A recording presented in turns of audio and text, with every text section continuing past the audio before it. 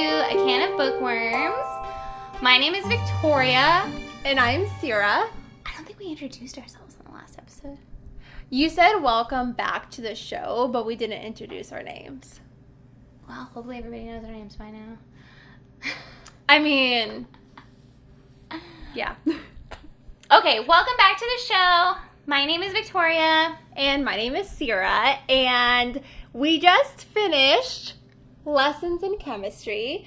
So now we are back for the post-book review. And this time we are trying to do it a bit more structured. I printed out a list of questions to interview Victoria with about her thoughts and feelings after reading lessons in chemistry. So I hope you enjoy this post-book review. Yeah. So my first question is, did you feel as a woman that this book was enlightening regarding the difficulties and hardships that women faced at that time during 1950s, 1960s era? Yeah, I would say it definitely does, especially because I feel like as a woman in America or anywhere really, we hear about all the struggles that women went through before our time. And, you know, there's always going to be struggles. It's not like everything is perfect for women today.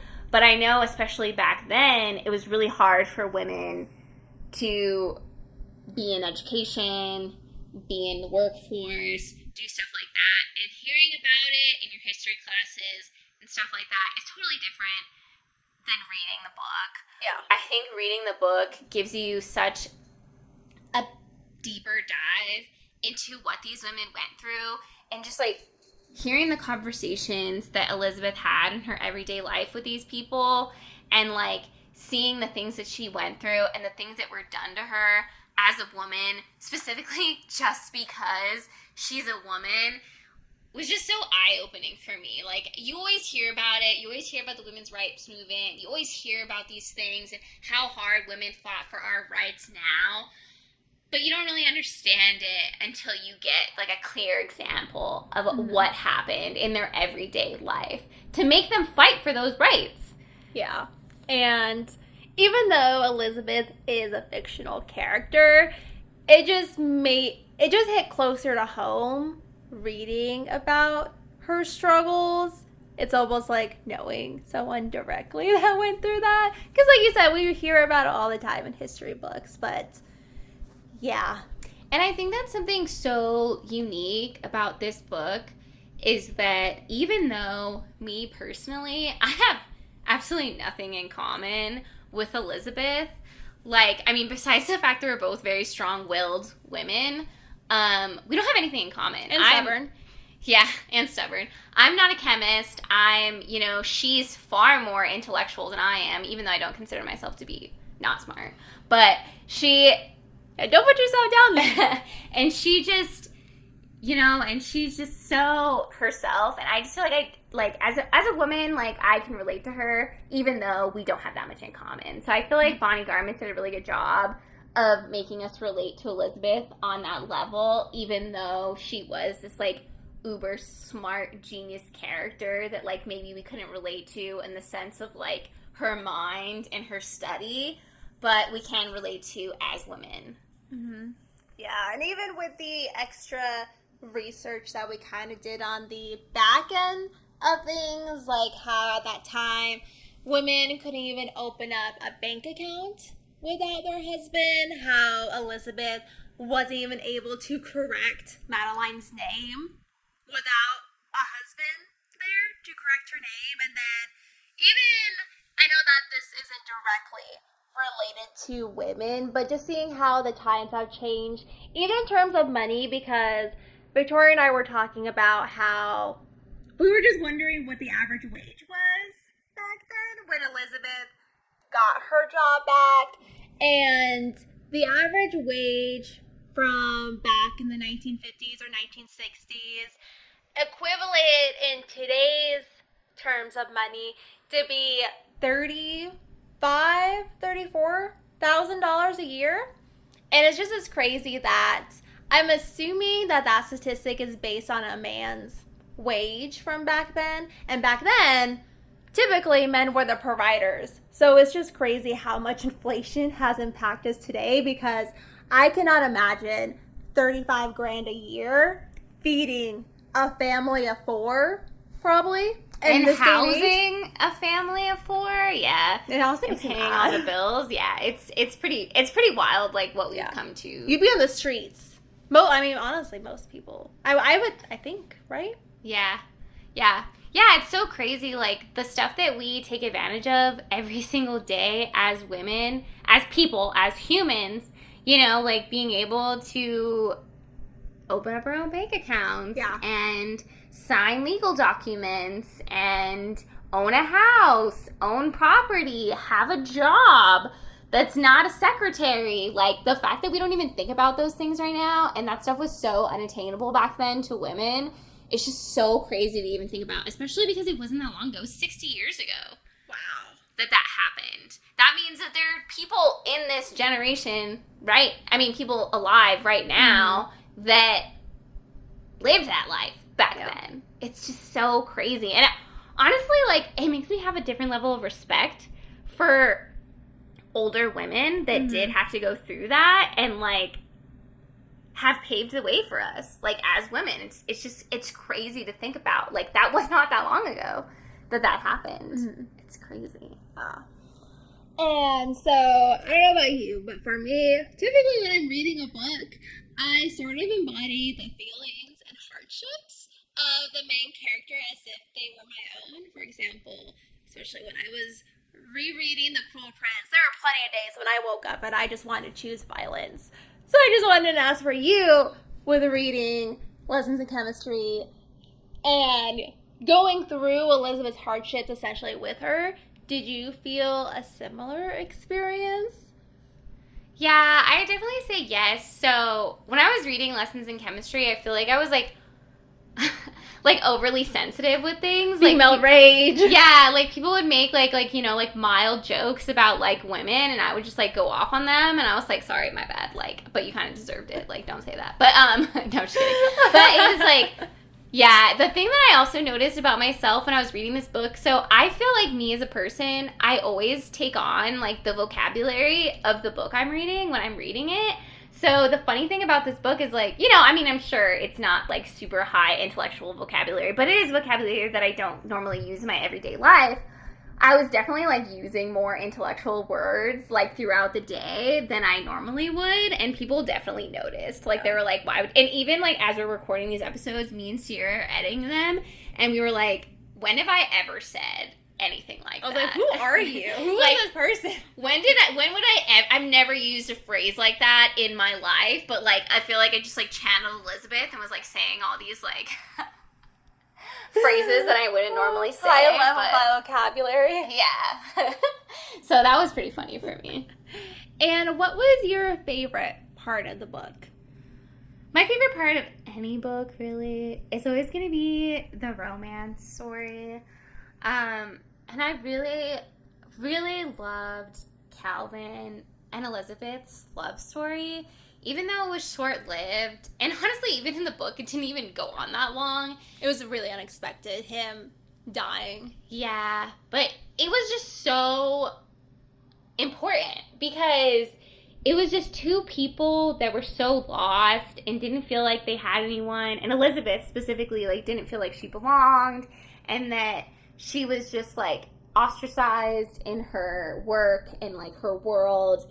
And Calvin was just so wholeheartedly on her side from not the very beginning, but shortly after. And it's just seeing him stick up for her and just support her and everything that she wants to do, and never once tell her that she can't do something or that she shouldn't do something, and just to support her is just, it was so, they have such a beautiful relationship.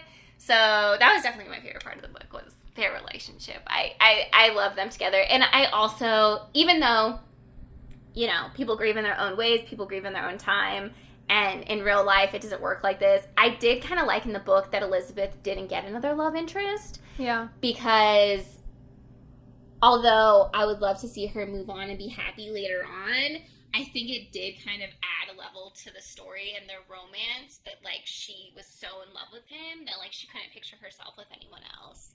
And throughout the whole book, no matter how long it had been after Calvin had passed, like, the love that she had for him was just so transparent and obvious to everybody that she talked to and met.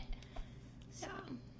Did you, when he did die, did you bawl your eyes out? Because honestly, even when we started talking about Calvin, even when, because there was a point where in the book, even though I didn't read it, but just you retelling it to me, she was just reflecting back on why her life was so bad, and she's like, it was because of Calvin. When you said that, I was thinking, okay, they broke up, but through the book, they're going to get back together. Like, that's going to be the story of this. So I was not expecting him to pass. Yeah, that part was really, really hard for me. You know me, I do not read anything sad. I don't even watch sad movies. I just feel like I'm a very, like, empathetic person, and I just feel emotions really strongly, and I always have. So yeah, when Calvin died, it really, really got me. And I think that's why I connected so much with this book, because I fell in love with them through the book, and then for her to lose him, and I really toned down Elizabeth's depression after Calvin passed away. But reading the part, there's a whole chapter about Elizabeth's grieving process after Calvin passes away, and that was one of the hardest things I've read. Like, it was so tragic, and you could just, like, feel her pain when you're reading the book. And that's why I think everybody should go out and buy this book, because I didn't really get into those parts because I didn't want to, even though the book is sad and I wanted to portray that it was sad, it was too sad for me to even, like, portray to you guys how deep it was. And that's why I think you should really read the book and just, like, experience it for yourselves, because that's when you'll really feel the emotions that Elizabeth is feeling when all of this tragic stuff happens to her. Yeah, and even in the book, for her grieving to be downplayed or in some aspects disregarded simply because they weren't married was also really hard. Yeah. Yeah, it's crazy that people can say that you have to have a certain requirement to love someone, and it's just crazy to me that, like, people put these contingencies on love, and, like, love is love, like, no matter what. Mm-hmm. Doesn't matter who you are, if you're married, if you're not married, what your gender is, like, love is love, and, like, why argue with that? Like, the fact that people downplayed her relationship for not being married to Calvin, and that it was such a scandal, it's like, who cares? Like, yeah. Like, and for people to be like, oh, well, you didn't really care about him because you didn't marry him, like, that's just such a terrible thing to say to somebody, and to, like, speak out loud is just insane. Like, when Miss Frask said that stuff, I just was fuming when I was reading that part in the book. Like, how dare you say that, like, Calvin didn't mean anything to her, and that she can go just find herself another rich man. It was just, like, so degrading and mean and just terrible.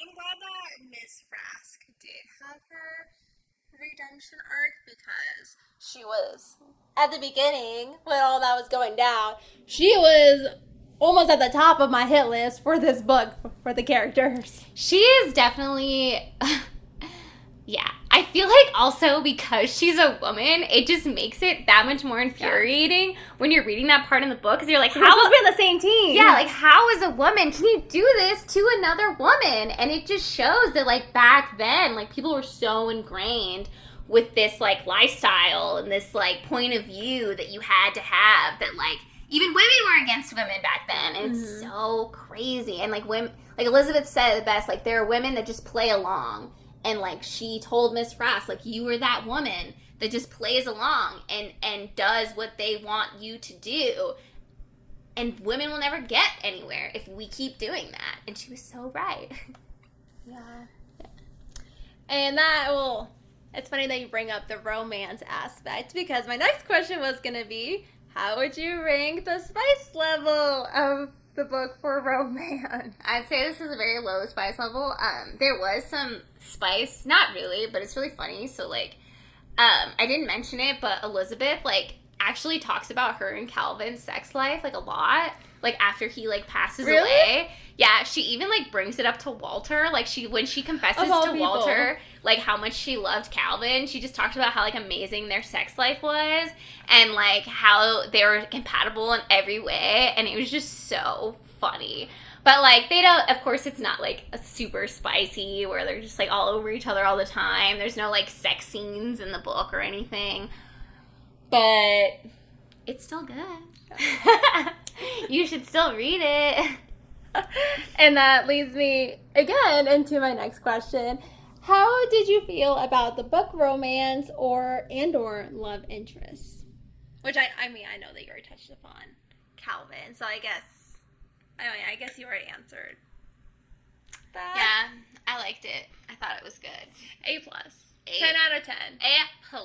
I think Bonnie Garmus did a great job of establishing their relationship and really just, like, making it a relationship that just, like, transcended all rules and times and you know, like, even in the time period, like, their relationship was before its time, definitely. And I feel like she was really good at, like, making sure you were aware of that. Like, the reason they were in love was because of Calvin's respect for her and her work. And I feel like that was a really important part of the book. I think that was also kudos to Bonnie Garmus for her writing, that she was able to write so much depth into their technically short-lived relationship, because I don't know about you, but at least for me, as I'm getting older and I'm reading books, sometimes I'm like, why do you like this guy again? I'm not seeing anything there. There's no chemistry. There's no chemistry.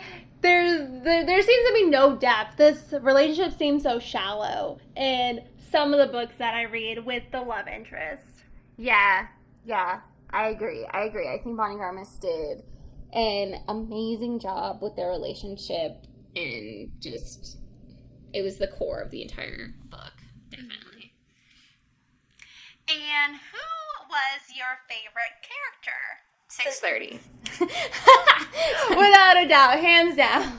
630 is definitely my favorite character, but I am a huge animal person. I love all animals, so if there's going to be an animal in any book with any sort of dialogue, like, I'm going to eat that up for sure. I mean, this is the first time I've ever experienced it, but it was amazing. And I loved the way Bonnie Garmus did it with him, like, having his whole backstory of being the bomb dog, and then, you know, just being this protector of the family and just protecting everybody, whether it be Calvin or Elizabeth or Madeline, and just, like, taking on this role as a protector and just being this, like, hyper intelligent, super smart dog who knows all these words and can read, and he's just, it's just great. I loved it. I love 630's character.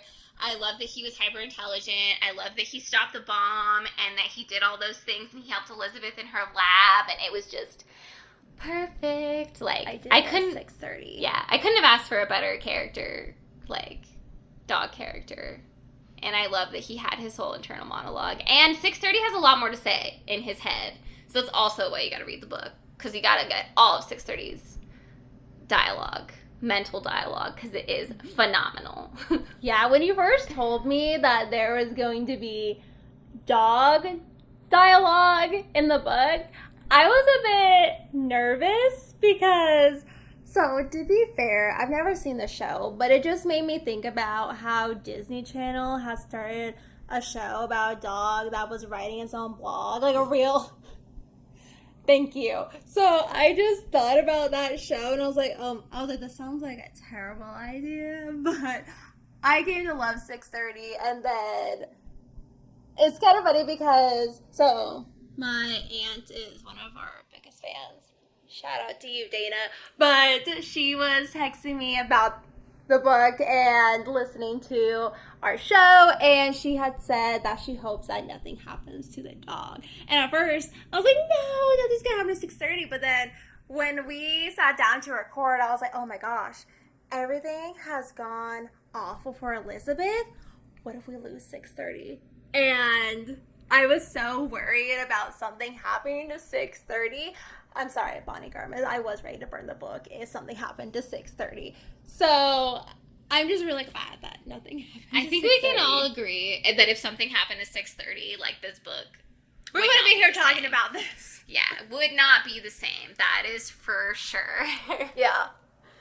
So 6:30 was hands down really good. I feel like 6:30 was such a good buffer too. Like there's all this tragic stuff going on, and then there's just this like he's the light at the end of the tunnel. Yeah, there's just like this kick-ass dog, like just going out there, like jumping on people and saving their lives, and like, you know, he's in the paper, like he jumps on cars, he knows directions, like he can do it all, and I loved it. I loved it. It was the best. He's a superhero for sure.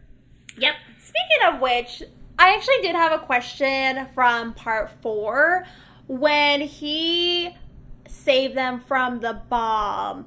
I understand that Seymour didn't know about the lady, but who was the lady? Did we ever find out? Did she ever get arrested? No. She was just an angry housewife?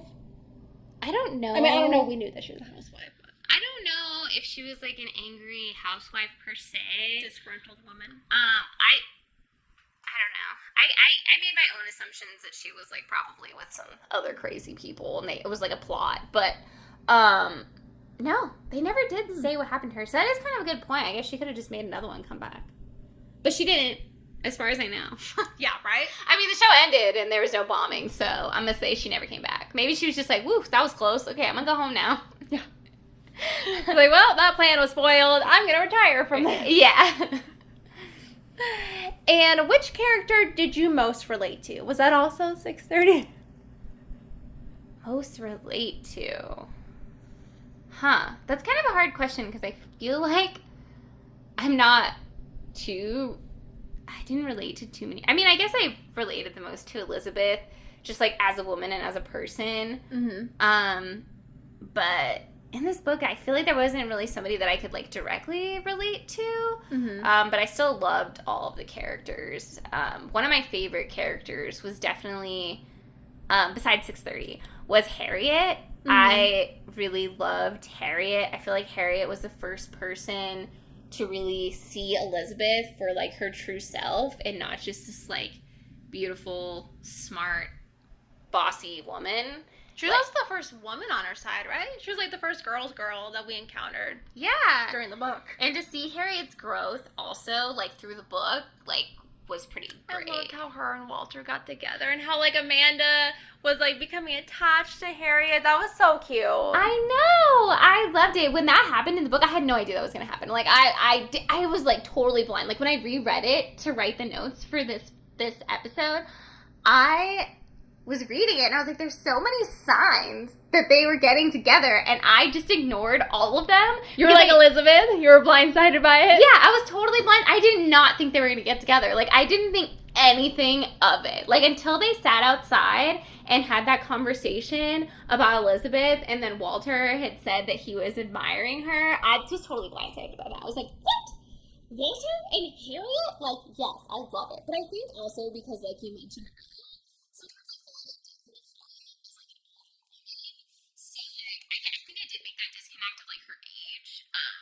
but she is the same age as Walter, so it works, and they're perfect together, and I love it. So and I just loved Harriet because Harriet was on Elizabeth's side no matter what, and in the book, they get into it, but, like, Harriet didn't always agree with everything Elizabeth was doing because she also, you know, was susceptible to the times, and there was a lot of things, you know, like when she told Elizabeth, like, she should play along with them to get the show to stay on, like, stuff like that. Like, to still have those old viewpoints, but to understand Elizabeth's side over everything and to stand by her friend, even though they didn't fully agree on things, I think is also what made their relationship so beautiful, too.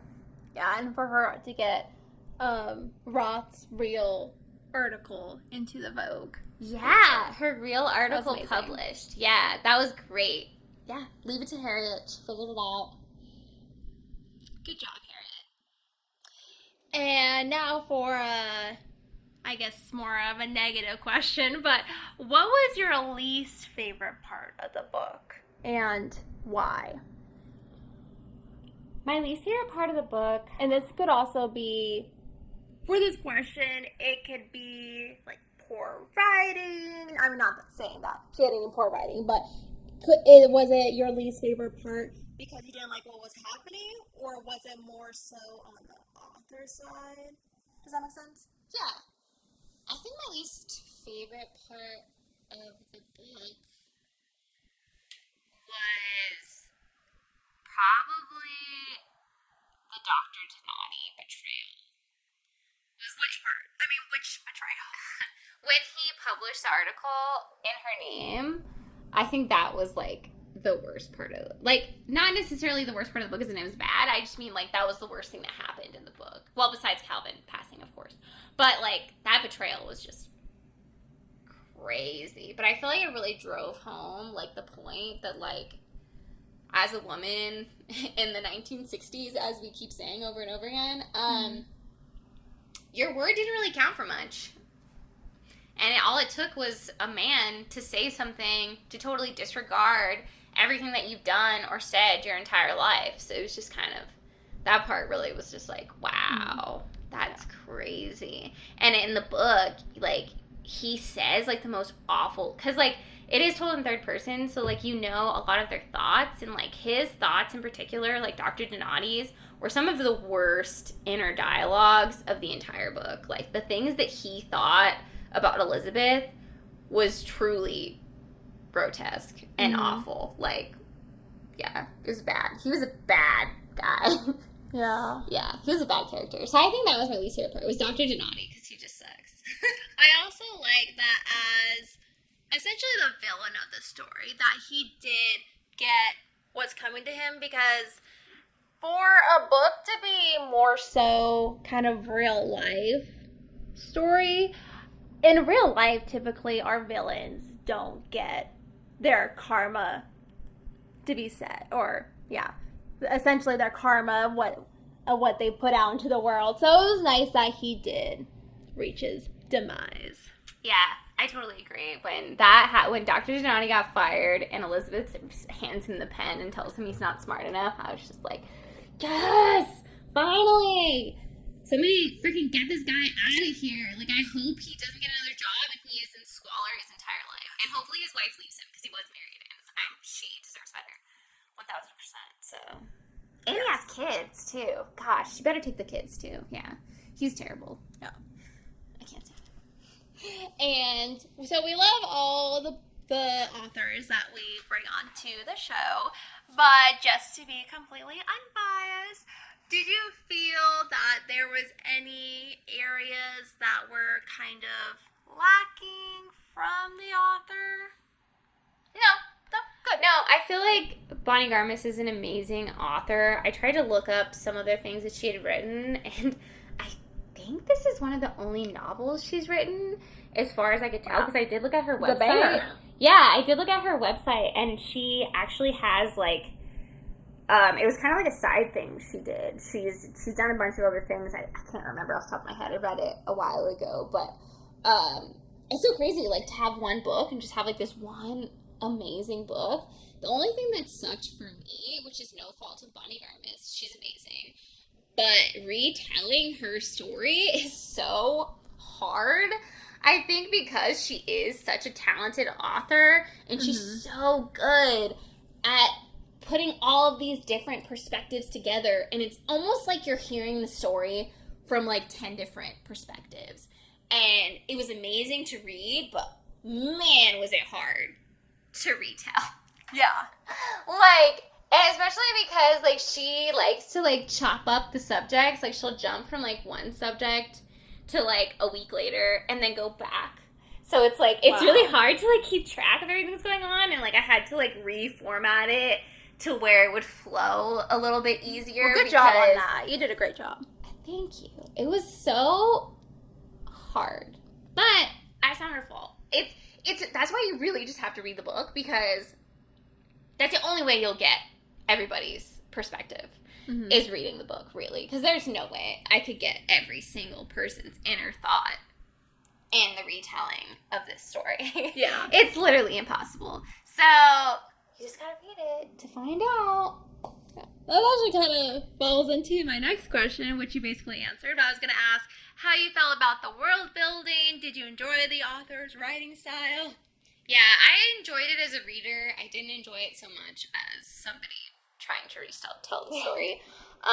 But as a reader, I loved it. And I didn't even think about it when I was reading it, that it would be hard to, like, do notes on and retell. I was just like, oh, this is so amazing. I love it. I have to tell this story to everyone. It's amazing. And then I was doing it, and I was like, man, this was not the best idea.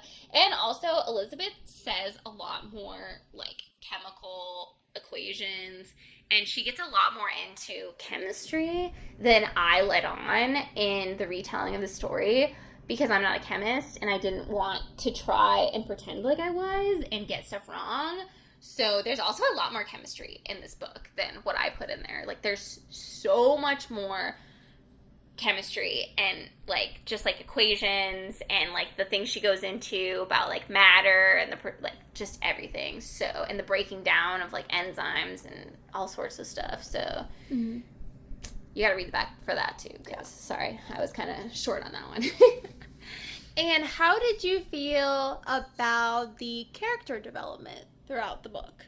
I think the character development was great. I loved it. I think she was really good at, you know, like, taking, like, just, like, Elizabeth, like, from this young research chemist to somebody that was in love, and then being a mom, and then being a TV show host, to, like, trying to figure herself out again, and just, like, going through all these different trials and tribulations, and, like, seeing herself grow, and also seeing her, like, ability to trust again in time was really beautiful as well. And then, like, Miss Frask, her character development, where she turned into this, like, great friend out of nowhere and this great ally, like, to write into Times magazine.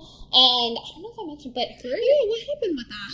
her letter got published in Time magazine, and she basically refuted everything that was said about her. I just realized I forgot to ask about that. What happened with Miss Frask's I should have letter? mentioned it. That was my bad. But hey, you gotta watch the review now. Well, yeah. I know you're here, but...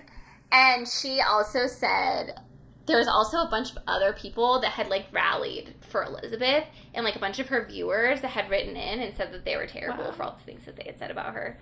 But that was when Elizabeth was really depressed, so she kind of just didn't want to hear it. But yeah, Miss Frost's character development was very unique in the sense that I never thought I would like her, and I did like her a little bit in the end, just a little bit. I'm not gonna say she's my favorite person, but she definitely made her comeback. She wasn't on the hit list anymore. Yeah, and I loved Madeline too. Madeline was a great character. I just love how, like, I feel like confident she was as, like, a little kid to, like, go out and, like, you know, find Reverend Wakely and, like, hound him to, like, get this information for her. And then when she meets Miss Frask, like, she's like, I want to know all the drama about what happened to my mom at Hastings. Like, she was a bold little girl, and I thought she was amazing. Yeah. I know that in the book, Elizabeth was concerned about how her daughter would view her, at least career-wise.